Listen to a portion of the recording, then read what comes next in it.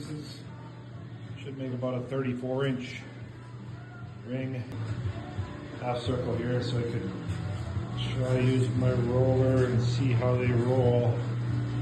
So we got to tack it together here and weld it up next. It's all tacked up and fit pretty good. Just gotta weld it and throw a quick coat of heat paint on it. Okay, there's 2 fire rings done.